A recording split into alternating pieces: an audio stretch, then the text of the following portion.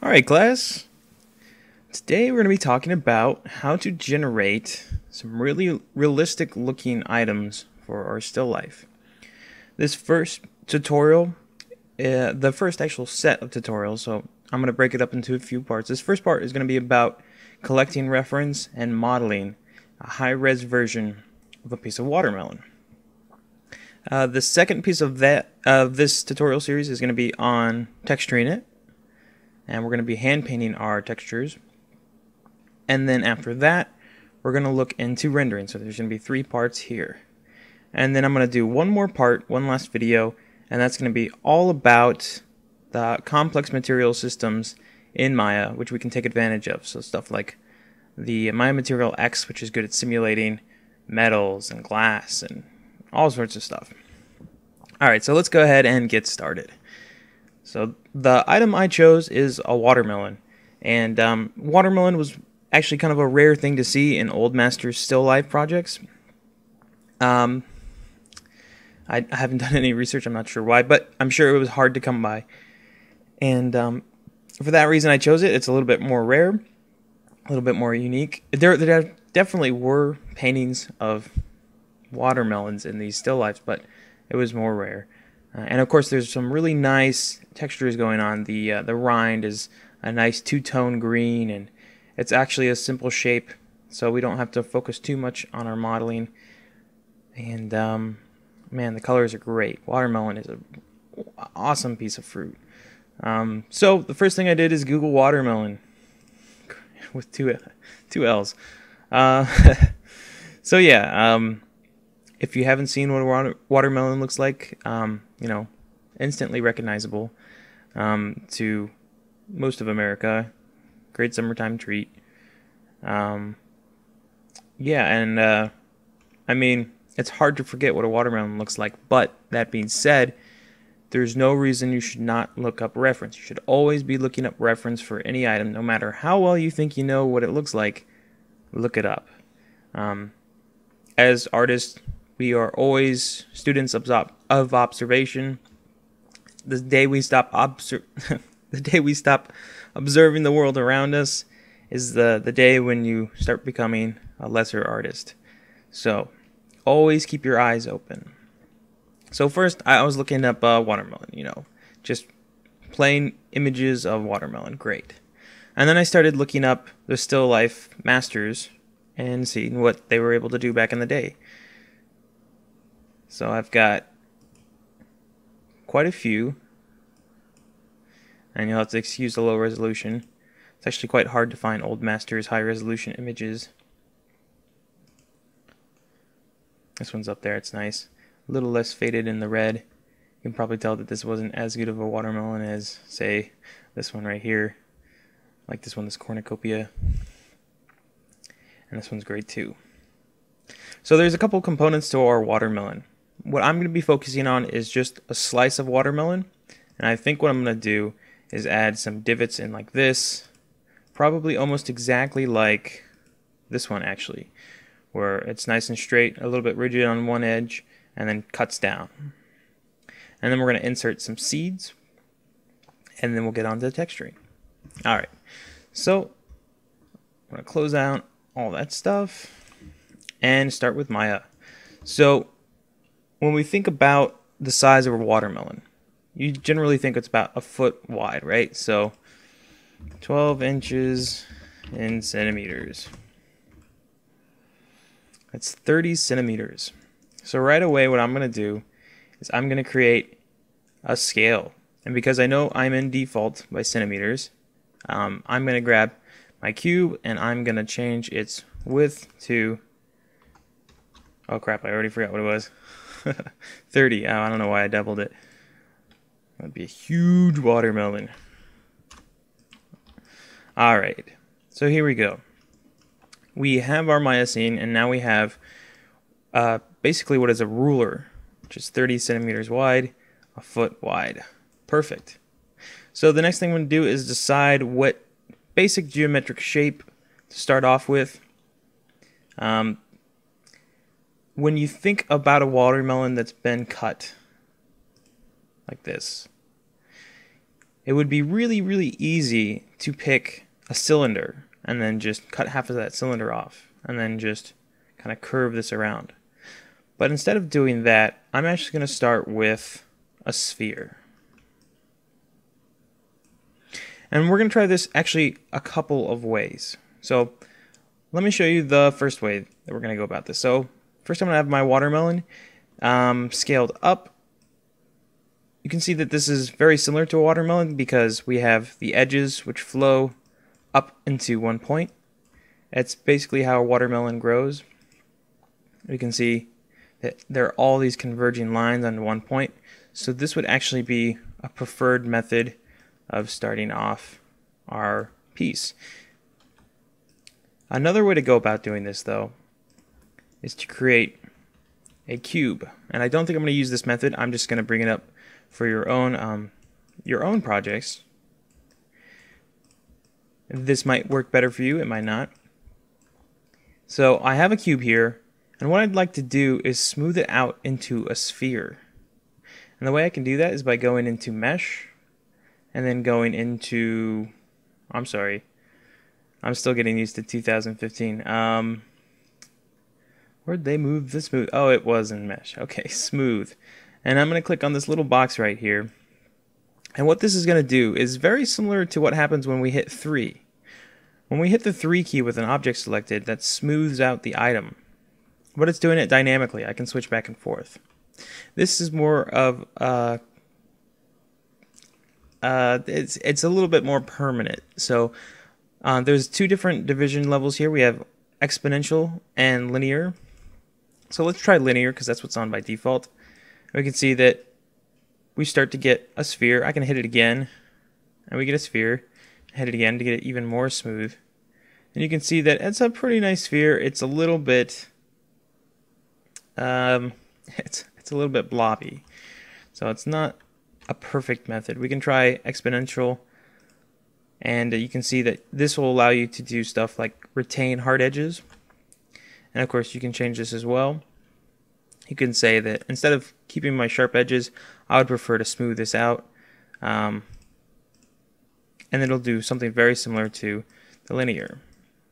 So the reason I'm mentioning this right now is that this will retain edge loops. So if you had to, you could go into your Insert Edge Loop tool and start inserting edge loops. Whereas with this, we have more of a problem with edge loops because they all converge into a bunch of triangles. So up to you. This method is actually pretty common for getting the head started.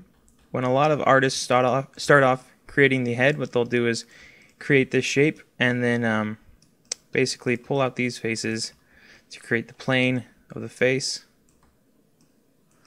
and a little bit more elegantly, of course. So you get the idea. It's very similar to illustration.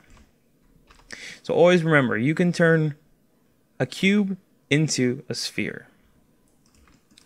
Alright, so let's move back to this sphere right here. I'm going to move its translate back to 0. Oh, it looks like it's already on 0. No, not quite. There we go. Alright. So the next thing I want to do is consider how I'm going to cut into this. So I want the top and the bottom to be the top and the bottom of my watermelon, just like this. So what I'm going to do is I'm going to rotate this 90 degrees, just like that. And the next thing I want to do is start getting in the general shape of the watermelon, a little bit more like how you imagine. And it's just as easy as that. It's a little egg shape, so if you really want, you can spend a little bit more time finagling this. You can grab edge loops, a couple other techniques which we'll go over later. But yeah, generally start with your biggest shape first. Alright, so I'm going to go ahead and get rid of my scale so it's not in the way. And then I have my watermelon. I'm going to duplicate this watermelon and move it off to the side, create a new layer, and hide that. So once again, what I did is I duplicated my object, I went into layers, I create a layer from selected, and that'll give you a new layer down here, and this little button right here can turn it on and off. So basically gets it out of the way. Alright, so what I want to do is create a sliver of a watermelon.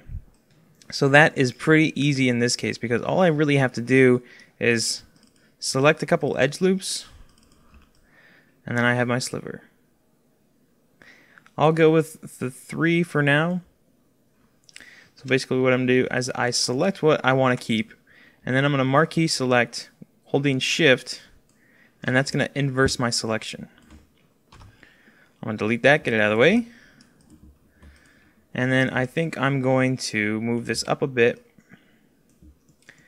and I'm going to go to my right view, and I'm going to make sure that this is as flat as I can get it. So the normal sphere that you create in Maya will create 20 sides.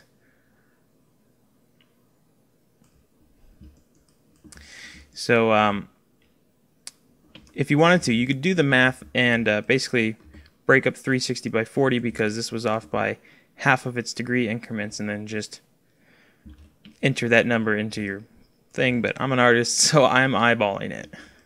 Alright, so that looks pretty good. That's about centered. I'm going to go into Modify, Center Pivot. So once again, under Modify, Center Pivot, and then it's going to move your pivot into the average of where all of your vertices are. So in that case, it's hovering right around here. And let's go ahead and freeze the transforms as well. Alright, so I froze my transforms, everything's set to 0. It's looking really good. Let's go ahead and get started. Now what I want to try and get rid of is this like toenail shape right here. This is not doing us any good. So one way I could go about doing this is grabbing all these edge loops, and I'm going to try extrude, just a plain extrude, and see what happens. That's interesting, but what I really want to do is create a couple of edges for myself. So let's analyze our fruit here. So our watermelon, and I'm going to go into a really large, very, very large image. There we go. So a watermelon has a couple of key components to it. First you have the fruit, which is the red squishy stuff that we basically, that's the part we eat, right? So it's gonna be the majority of our image, but some of the stuff that we can't really forget to pay attention to is the rind. So the rind is the green part on the outside, and it's got a couple components to it. So let's zoom in right here. Ah, wonderful. So we have a couple components here. We have the skin, which is the outside layer, the hardest layer, and then we have this in between right here. And this is like the part of the watermelon that you like accidentally bite to, and it's bitter and it's gross. And you're like, oh, why did I do that? And then we have the transition into the red. And then we have the seeds. So what I'm actually going to do is model in the skin, this tiny, tiny, tiny little amount of skin. I'm actually going to go to the trouble of modeling that in. And then I'm going to make a face, which is just the rind, and then a face, which is just the fruit. Thank you, autosave. And the reason I'm doing this is so that when I create my UVs, I have actual edges where the stuff is supposed to be, and I have a really nice guideline.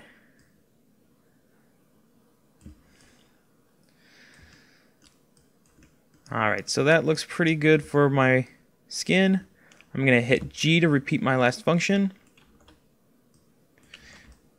Get out of this perspective. Let's try that again. Grab my edge loop, extrude edge. My watermelon's already giving me grief. Alright, let's try this one more time. extrude edge. Alright, we got our skin. Hit G. Right away I'm getting a problem. So here's what we're going to do instead. I'm going to create this edge loop and take it all the way out to somewhere about here. And then I'm going to add an edge loop with my edge loop tool just to keep things a little bit simplified. And I have to make sure that I have relative distance from edge turned on so that I can actually move this around. And now you can see that I get the nice edge loop. The extrude was acting a little funny, so if I'm starting to have a problem, generally I'll just try to avoid using that technique and just move on to something else, because that's how I save time. Alright, and then we have that rind, which is probably, I don't know, maybe a tenth, maybe even less, maybe like a 1/12 of the rest of the surface. So something around there. No, I want to pull that up a little bit more. Right about there. Perfect. And then the next thing I need to do is make this flat. So the way I'm going to do that is I'm going to grab my vertices, which are creating this hole right here, and I'm going to flatten them out. Oop, let me make sure I grab all of them. I'm going to flatten them out like this. And then I'm going to pull them in just like this. So now what's happening is I have all of these verts which are converging in onto one little point. So that looks pretty good. And the next thing I have to do is go around with my merge vertice tool and merge all these verts together one by one. So let's start doing that with these two right here. I'm going to just use the merge vertice tool right here, and I'm just going to go along this entire line, hitting the G key to repeat my last function. In fact, I can probably do a bunch of these at once. There we go. Alright. So now we have our verts. I don't like how these are too close to the other ones, so I'm going to grab both of them, and then I can use the scale tool to like average these vertices out. Averaging vertices is a really good technique to make sure that our mesh has a lot of space in between its verts. We want to average out as much as we can in between these spaces. Alright, so we have a couple things going for us now. We have not only an edge loop which runs around for the skin, we also have an edge loop going around for the rind, which, well, I guess the skin is technically the rind, but for the nasty white part of the watermelon that you hate biting into. And then we have this nice fruit area. One thing I might consider doing is getting rid of this triangle right here. I don't really like how there is a triangle there. So one way you could go about doing this is grabbing this vert and seeing if you can get rid of it straight away. If I grab the vert and I hold down the V key, this is going to snap to more verts. And you can see what that leaves me with is a quad. So 1, 2, 3, 4. But you know what? I suppose I'll keep it. What it's not going to allow me to do is insert edge loops. It'll stop right there. But that's honestly not so bad, and I don't think I need to add many edge loops around here anyways. Alright, so right now we have a very, very basic shape going right now. And one thing I'd like you guys to use in this project is the smooth tool. So I'm going to get rid of this box and let's take a look at what our smooth tool will do. So remember, if we hit the 3, we start getting a smooth. I can switch back, and we can see that we're getting kind of, if I hit the 2 key, I'll get the smooth and the outline of the actual polygons. we can see that we're not really retaining the kind of information that we want here. So how do we retain this sharp edge up here? Well, one thing we can do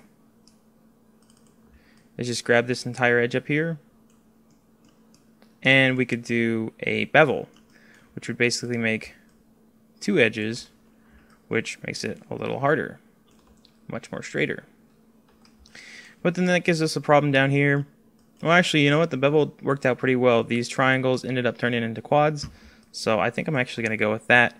It's a little bit too beveled for me right now, though. I'm going to decrease the size of this, so I'm going to take the fraction up here and change it to about a 0.2, and that's more of what I'm looking for. So let's try smoothing again. I'm going to hit the 3 key, and yeah, that's looking pretty nice so far. Not too bad. The next thing I want to do is help accentuate the skin here. So there's a couple ways to do this. The cheap, easy, dirty way of doing this would be going into your Insert Edge Loop tool and then inserting edge loops that are very, very close to these two edges right here. So you can see what I did there. I put extra edge loops really close to these border edges. So when I hit 3, it's going to retain a really nice hard edge. And that's basically what the skin does. But if I were to hit my wireframe view,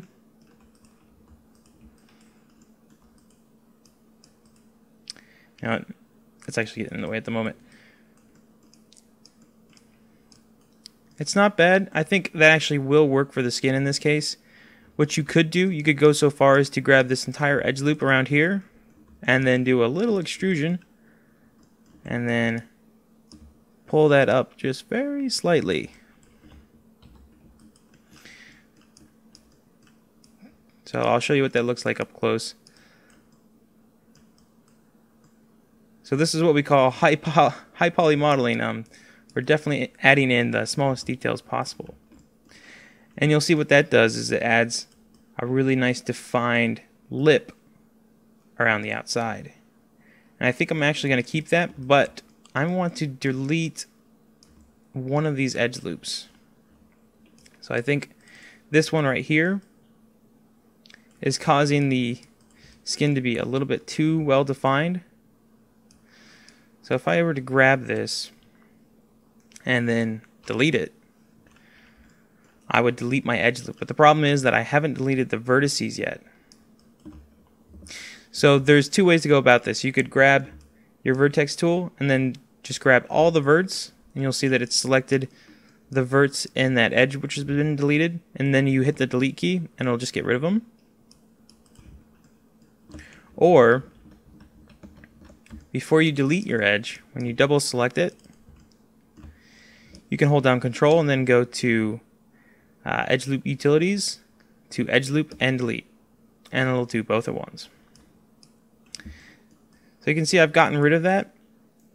My skin is looking a little bit better, but I've lost a little bit of that definition, so I might even go back and add a little more. But instead of adding a really, really tight edge loop, this time I'm going to give it a little bit more space, so maybe right about there.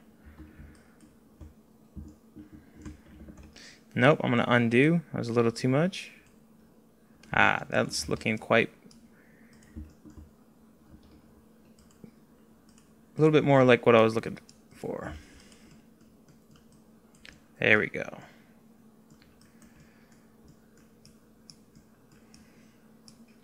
So now we get a nice soft transition, but it's still a visible transition between the skin and the rest of the model. And when you're pulled far away, it's going to be really hard to make that out.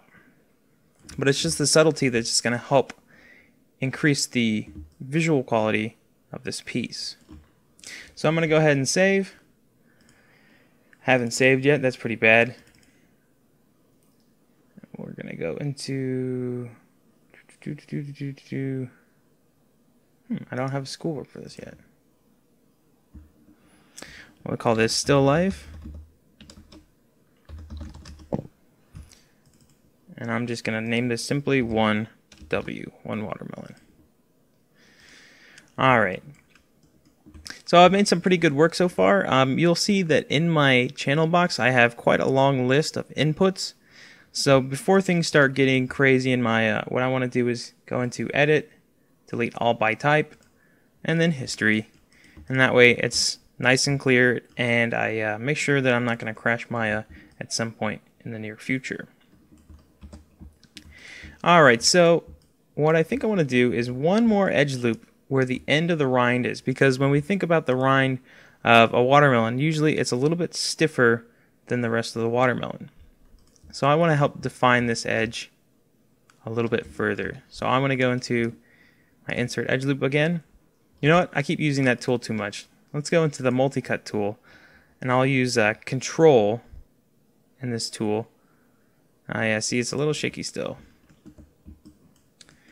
And then I inserted my edge loop. In my polygons, it's very, very close. But when it's smooth, let's see what that looks like without the wireframe. That's looking pretty good. I think it's a little too well defined. So I'm actually going to go into polygons first. And then I'm going to use my multi-cut tool to insert my edge loop. And I'm just going to make it a little bit further than the last one. And when I hit 3, yeah, that looks a little bit better. Actually, a little bit too well defined still. So this is the type of stuff that I'm talking about, where we're going in and trying to get the stuff right first time around, right? To really sell a piece, we have to consider everything about it. And if it looks right, then it's good. If it doesn't look right, it needs some work. Alright, that's looking pretty good. So if we take a look at what we have so far, we've taken a sphere, we cut it up, then we extruded the edges, merged them together, and then we beveled this top edge, and that's all to help our smooth mesh retain a nice shape. And then the next thing we did was add in some edge loops, and this is helping retain other shapes. And we even went so far as to create a tiny, tiny little lip, which is going to act as the skin. So let's take a look at our reference again. It's about that time. So this time I'm looking at the still life reference, and I can see that it's already looking pretty good. There's a couple of really interesting things here that I think I want to add. So in this image, there's this little bow right here. And then we have this nice cavity. And then it gets a little bumpy. And then there's an indent on this side. So I think I want to add that in. So very, very simply, I'm just going to grab my vertex tool, grab some verts, and start moving things around. You know what, I'm going to make this side my indent side. Grab all these verts and move them in, maybe down a little bit.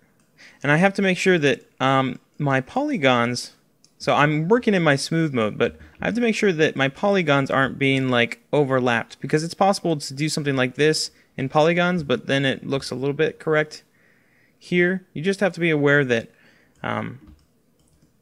it is possible to screw with Maya so much that she won't understand what's going on. So it's good to be careful when working in the smooth mode when you're moving vertices around. Alright, so let's grab some more vertices and start breaking up this edge. This side will have that bow up.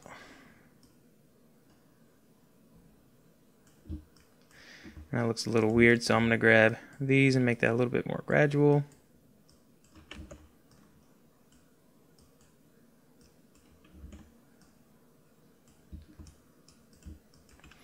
So like I was saying, I'm going to keep going back and forth between polygons and the smooth mode to make sure I'm not screwing things up in the polygon mode too much. Alright, and now I'm just adding a little bit of variation in the surface. That's looking pretty good. I'll even go so far as to grab a few of these vertices to add a little bit of variation between the slice. Basically, I'm just breaking up the surface now. You can see it's a little wavy. It's already looking a little bit more organic. So the next thing I want to tackle is this cutout right here. And the way we're going to do that is by using this awesome new tool, the multi-cut tool. So I bring this tool up all the time, and it's because of how powerful it really is. It just allows us to do so much more. So first I have to decide where I want to cut this, and it's going to be, in this image, it's at the very end of the rind, which kind of makes sense. So I'm going to start roughly, well, let's see here. Actually, I want to make that bow happen in the rind here. So I'll take care of that first.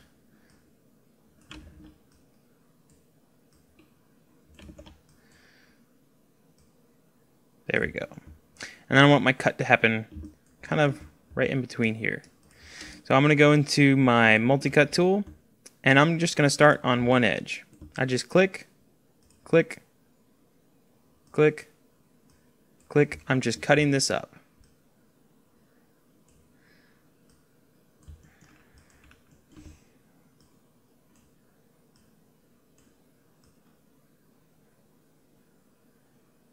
Actually, I'm going to end it right there. Alright, and I can just hit enter. And I've completed my cut. Awesome. So now I want to do something very similar to the other side. So what I'm going to do is first connect this edge to the back side.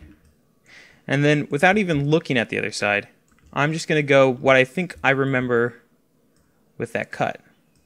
And the reason I'm doing it this way is so that when I merge these all together, I get a more organic shape. What was the last one I ended on? Okay, so definitely have to make sure it ends on the same one. Oops. I say that and then I don't do it.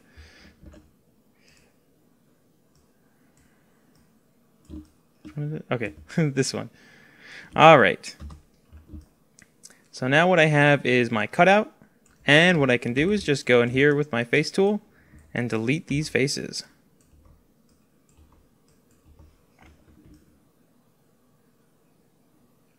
Pretty cool. Alright, and the last thing we have to do is get these faces to bridge together. And that's an important term, bridge. What we're going to do is actually use something called the bridge tool. So another way to go about this is just grab all these edges, extrude them, and then merge the verts. That's pretty cool, but there's an easier way to do this. And it's to grab two edges, which you want to be attached to each other. So obviously I want these to be attached. So I can go into mesh, or let's see if I can find where they moved it to. Edit mesh, bridge. So there's this bridge tool right here, and I'm going to click on this button to bring up the options. And I want a linear path, so that means it's going to go from A to B in a straight line. I don't want any divisions in the middle, at least not now. We'll fix that in a bit. And the smoothing angle is at 30, that should be okay. So I'm going to hit apply, and you can see what it did. It created a nice little awesome face in between these two edges. And I can just grab the next set, hit G, and it repeats the last thing. Just keep going down the line. And now I'm done. It was just that easy. Alright, the next thing I want to do is play around with this geometry a little bit more, maybe exaggerate this cut a little bit deeper.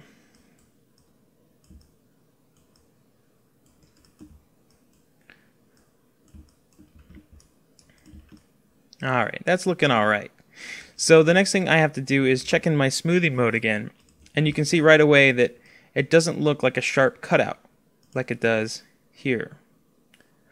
So what we can do is help get those edges back.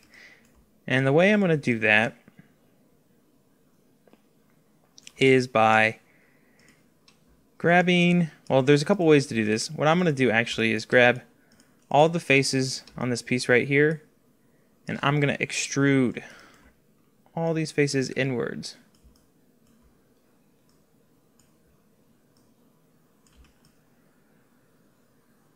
You can see what I did there. I just grabbed all those faces and extruded in, and what that's done, it's given me some like extra edges around here to play around with. And when I hit 3, it's starting to retain a harder edge, which is what I'm looking for.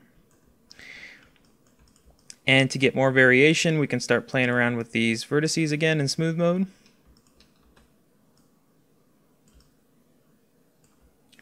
Maybe I want this one really high.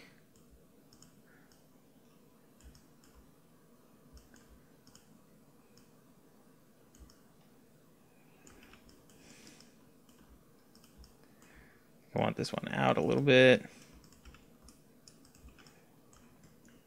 And yeah, that's not looking so bad. I'm going to go back into vertex mode and make sure that I haven't totally screwed things up.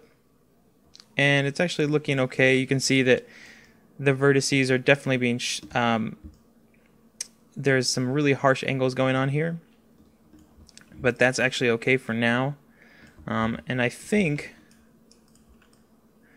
I'm going to call this portion done. So I have my watermelon modeled. There's a couple other things we have to do though before we call this completely finished. And the big thing is going to be what sells this. The little seeds and then these cutouts in between.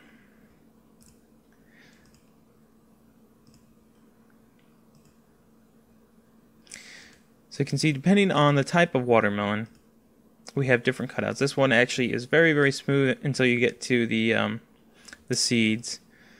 But some of these have some really nice texture going on here. And I think what I want to do is actually emulate this image right here. So what I want to do is cut in a path around like this, and then around like this to help define this a little bit more. So without going back to my reference, once again, I'm trying to do this as organic as possible.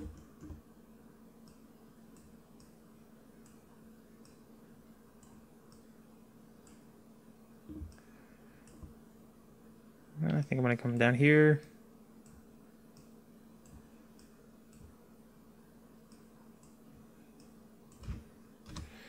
And I'm going to hit enter.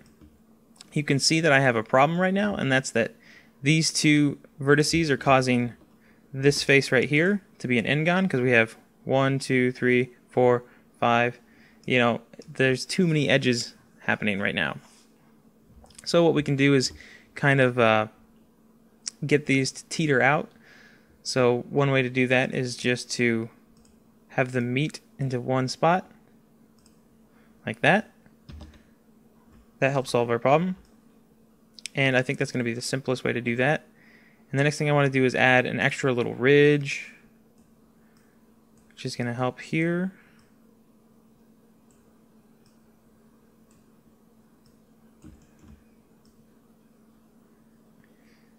I'm actually going to have this converge a little bit further on. All right. So what I'm doing here is I'm going to have two different ridges, and what I'm going to do is extrude them both inwards. So this is getting a little tricky now, but this is going to be what it takes to get a really awesome looking piece of fruit. So I'm going to grab extrude edge, and I'm going to pull them down, and then I'm going to extrude them in slightly. Pull them out a little more. And I'm going to hit 3 to see how that looks. That looks alright. I think I'm going to pull them down a little bit farther. Right about there. Cool. And then I'm going to grab these faces and do one more extrude inwards.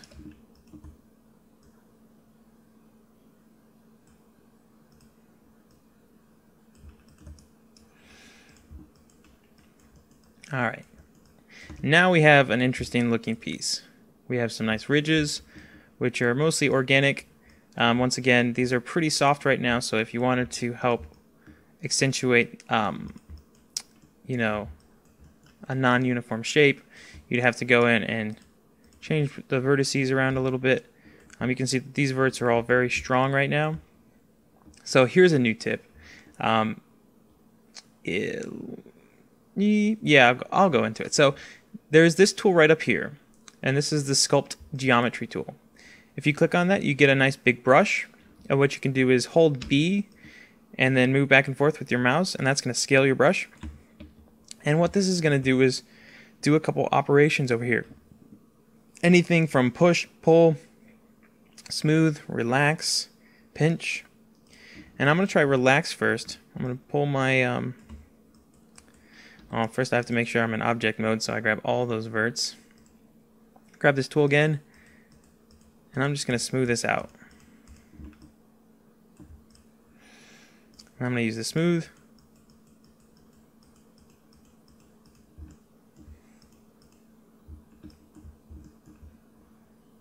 Oh, I made a little bit of a mistake here. I have under stroke, reflection was turned on by default. Not sure why. I'll leave that off so that I'm only working on one side.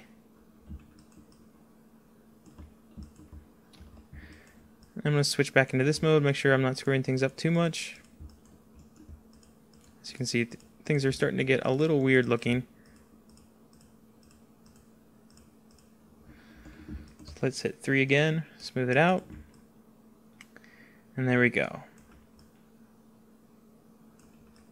Alright, so the last thing I'm going to do is add in my seeds. And if we look at watermelon seeds, they're very, very basic. It's not going to take much work for these. What I think I'm going to do is start with a sphere.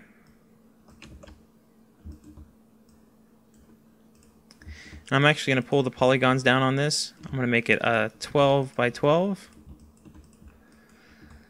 And then I'm going to start shaping this into a seed. So I'm going to grab the bottom set of faces and I'm going to flatten them out a little bit. And then I'm going to grab the top and I'm going to scale them up. Pull that out a little bit. I think I'll go even further with that scale. Cool, so now I have like an acorn shape. You can see that my edges are being rendered as hard right now. So I'm going to go and select my mesh and then go into normals and then soften edge. And that's going to make it nice and soft for me. And so the next thing I want to do is flatten this out. And I think watermelon seeds are a little bit bulbous on the bottom. So I'm going to go into vertex. Move that out a bit.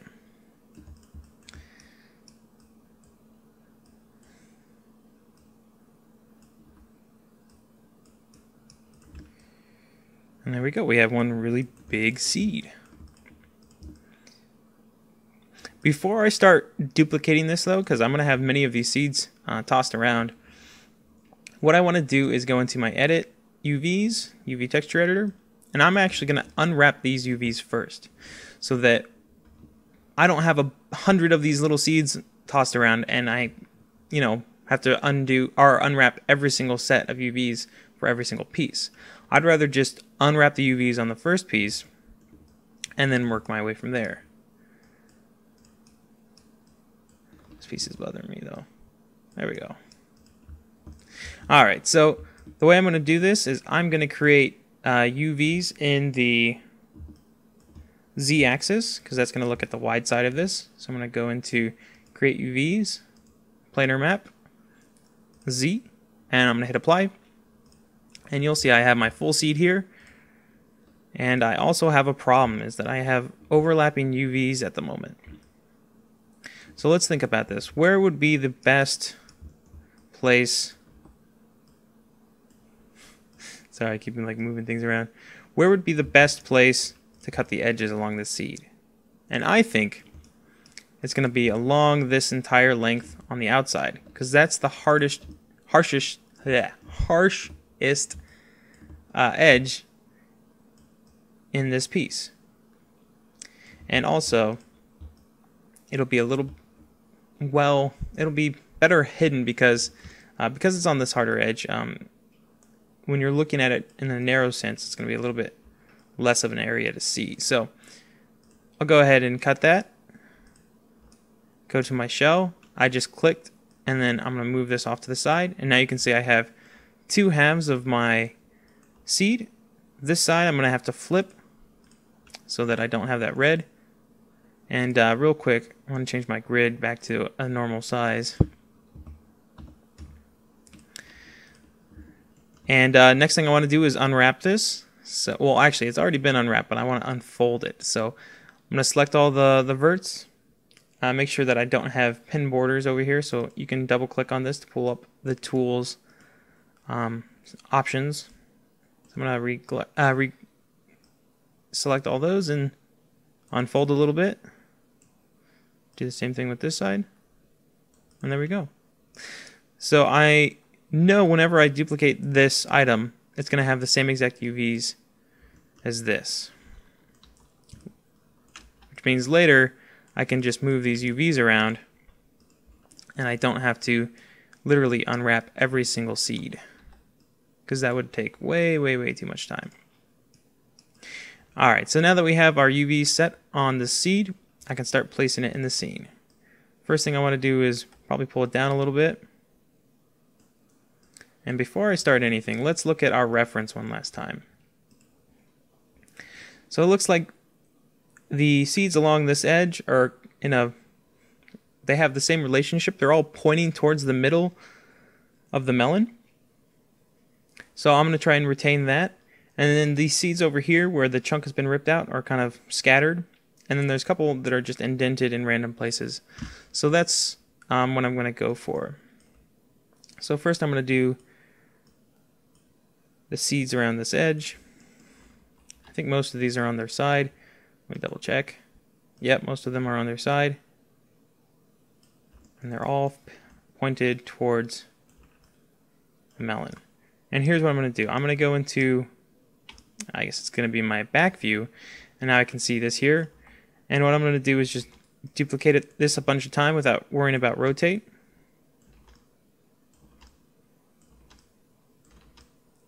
Or the orientation.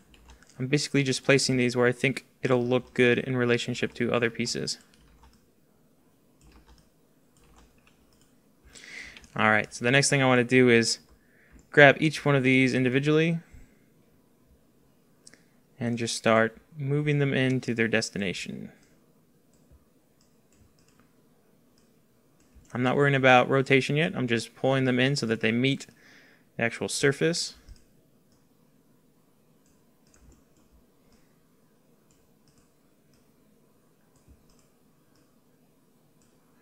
I'm going to make some deeper than others.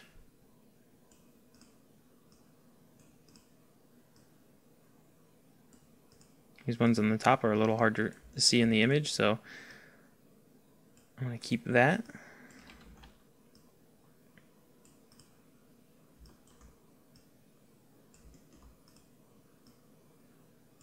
Alright, so now I have these seeds. Next thing I can start to do is play around with the orientation. I'm just going to randomize these as much as I can.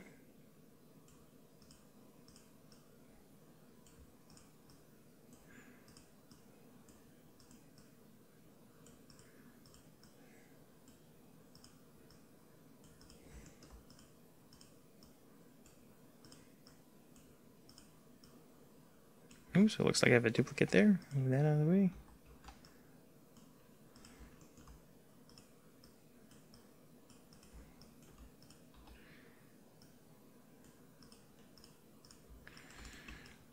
Alright, that's looking alright. The next thing, the very last thing I want to do is just do a couple of random scaling changes.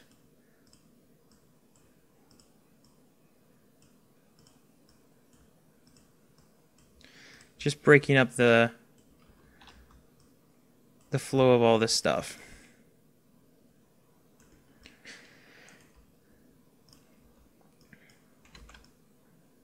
Alright, that's not so bad. It could definitely use a little bit more work, but I'm going to go ahead and add those random seeds up at the top.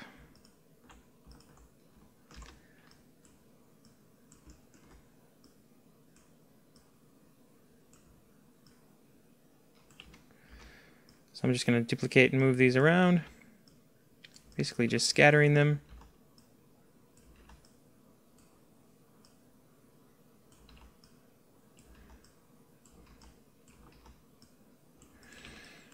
And now I'm going to move them into place just like the last time.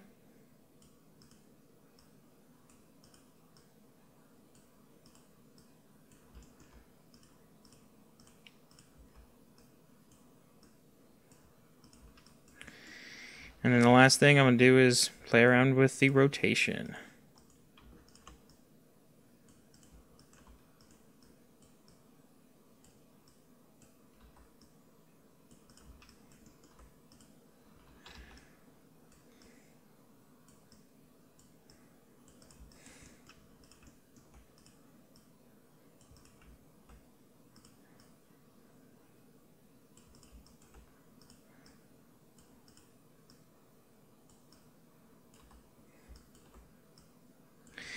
And then once again, the very last thing,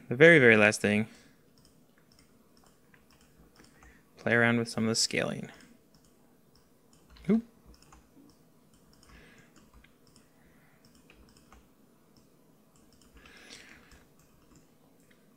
Alright, so what we've done here is created a really simple geometric shape.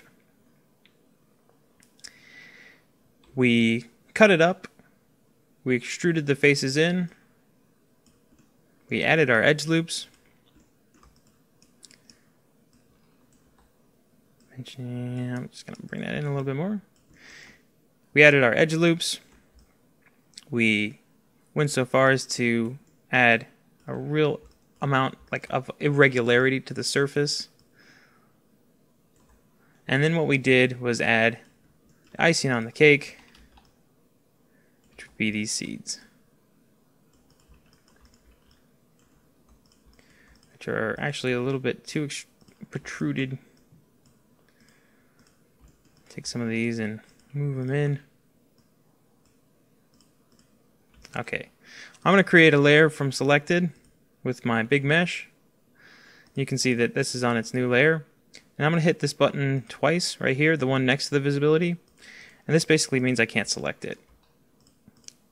And that way I'm not accidentally selecting it every 2 seconds. Should have done that a while ago.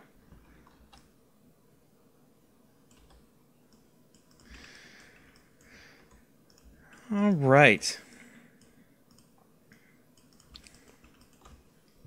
So that's our piece for now. I'm going to go ahead and save this out one more time.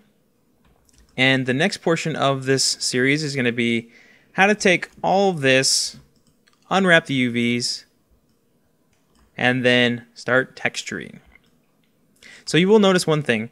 I didn't bother doing one whole side of this watermelon. And that's because I know I'm going to be rendering it from this side. I don't have to spend my time focusing on this side. I'm just paying all my attention on this side, and it's getting as much work as possible. And these seeds need to point towards the middle. Alright. So that's the end of this video. I will see you in the next one.